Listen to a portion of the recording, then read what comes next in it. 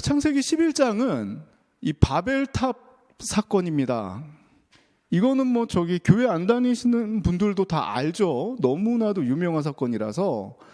자, 1절에 뭐라고 나오냐면은 온 땅의 언어가 하나, 그리고 말이 하나라고 나옵니다. 즉 우리가 힘들게 영어나 한문을 공부하지 않아도 되는 그런 환경이었어요. 언어도 하나고 말이 하나다. 온 인류가 의사소통하는데 전혀 문제가 없습니다.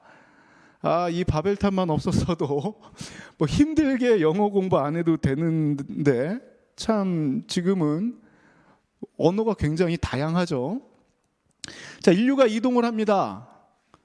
계속해서 창세기는 어느 쪽으로 가냐면 동쪽으로 가요. 동쪽으로 이동을 합니다. 자, 그런데 여기서는 말하는 그 동쪽이라는 그 개념은 장소라는 개념으로 쓸 때는 이 동쪽 방향을 이야기하고 동방 지역을 이야기합니다. 그런데 이게 장소뿐만 아니라 시간의 의미도 있어요. 점점 이 시간이 지나면서 그 창세기에 나오는 지금까지 나오는 그 장소의 중심은 에덴이거든요. 에덴 동쪽으로 계속 인류가 이동을 한다. 또 시간이 지날수록 점점 누구와 멀어지는 거냐면 하나님과 멀어진다는 뜻도 내포하고 있습니다. 벽돌이라는 거는 이 당시로 봤을 때는 엄청난 문명의 발전입니다. 자, 그 전까지는 돌로 이 건물을 지었어요. 돌로 지었는데 지금 이게 굉장히 비옥한 토지다 보니까 벽돌을 자연스럽게 햇빛에 말린 것이 아니라 불에 단단히 구워서 마치 우리나라의 그 도공들이 도자기를 갖다가 굉장히 뜨거운 가마에 달궈가지고 딱딱하게 만드는 것처럼 이 흙을 갖다가 불에 구워서 단단하게 만들어서 돌을 대신하고, 자, 여기 나오는 이 역청 같은 경우도 역청은 아스팔트를 말합니다. 이 아스팔트를 이용해서 시멘트처럼 진흙을 대신해서 엄청난 건물을 지어보자라고 하는 겁니다. 시간이 흐른 오늘날 봤을 때는 별거 아닌 일이지만 당시로서는 첨단 기술이 들어간 첨단 공법으로 지은 게 바로 이 바벨탑이에요. 야, 우리가 이 정도 할 수 있으니까, 이 정도 능력이 있고 기술이 있으니까 한번 하나님을 벗어나 보자. 우리의 이름을 내어보자. 하나님의 방법은 언어를 혼잡하게 하고 그들을 한 곳에 모이는 것이 아니라 언어 따라서 지면에 흩으십니다. 자, 여기서 이제 우리의 이름을 내고 하면서 하나님과 더 멀어지려고 지금 작정한 인간들을 어떻게 보면 하나님께서 혼잡게 하셔서 하나님 편으로 그래도 이끌고 계시는 것을 갖다가 우리는 발견할 수 있습니다. 그리고 여기서도 또 우리가 이 히브리어로 단어를 보면 혼잡하게라는 이 단어가 니벨라라는 단어예요. 자, 니벨라라는 단어인데 이거를 또 거꾸로 쓰면 어떻게 되냐면 라반, 벽돌이 됩니다. 즉 단단하게 하나로 이 벽돌을 구워서 하나로 만든 이 바벨탑을 하나님께서는 이 라반이라는 단어를 거꾸로 니벨라로 해서 흩어버려서 읽었다가 전부 다 이 마음, 교만한 마음, 인간이 쌓는 이런 악행들, 자, 인간이 쌓는 벽돌을 하나님께서는 이 무너뜨리셨다는 것입니다. 나의 이름을 내고 내가 중심이 되는 것이 아니라 하나님을 위해서.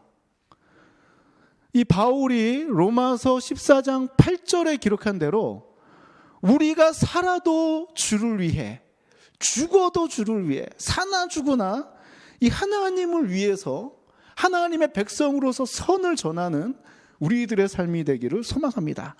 오늘도 선을 쌓는 하루, 주님의 사랑을 전하는 삶이 되기를 소망합니다. 온 땅의 언어가 하나요, 말이 하나였더라. 이에 그들이 동방으로 옮기다가 시날 평지를 만나 거기 거류하며 서로 말하되, 자, 벽돌을 만들어 견고히 굽자 하고, 이에 벽돌로 돌을 대신하며 역청으로 진흙을 대신하고, 또 말하되, 자, 성읍과 탑을 건설하여 그 탑 꼭대기를 하늘에 닿게 하여 우리 이름을 내고 온 지면의 흩어짐을 면하자 하였더니, 여호와께서 사람들이 건설하는 그 성읍과 탑을 보려고 내려오셨더라. 여호와께서 이르시되 이 무리가 한 족속이요 언어도 하나이므로 이같이 시작하였으니 이후로는 그 하고자 하는 일을 막을 수 없으리로다. 자, 우리가 내려가서 거기서 그들의 언어를 혼잡하게 하여 그들이 서로 알아듣지 못하게 하자 하시고 여호와께서 거기서 그들을 온 지면에 흩으셨으므로 그들이 그 도시를 건설하기를 그쳤더라. 그러므로 그 이름을 바벨이라 하니 이는 여호와께서 거기서 온 땅의 언어를 혼잡하게 하셨음이니라. 여호와께서 거기서 그들을 온 지면에 흩으셨더라. 셈의 족보는 이러하니라. 셈은 100세 곧 홍수 후 2년에 아르박삿을 낳았고 아르박삿을 낳은 후에 500년을 지나며 자녀를 낳았으며 아르박삿은 35세에 셀라를 낳았고 셀라를 낳은 후에 403년을 지나며 자녀를 낳았으며 셀라는 30세에 에벨을 낳았고 에벨을 낳은 후 403년을 지내며 자녀를 낳았으며 에벨은 34세에 벨렉을 낳았고 벨렉을 낳은 후에 430년을 지내며 자녀를 낳았으며 벨렉은 30세에 르우를 낳았고 르우를 낳은 후에 209년을 지내며 자녀를 낳았으며 르우는 32세에 스룩을 낳았고 스룩을 낳은 후에 207년을 지내며 자녀를 낳았으며 스룩은 30세에 나홀을 낳았고 나홀을 낳은 후에 200년을 지내며 자녀를 낳았으며 나홀은 29세에 데라를 낳았고 데라를 낳은 후에 119년을 지내며 자녀를 낳았으며 데라는 70세에 아브람과 나홀과 하란을 낳았더라. 데라의 족보는 이러하니라.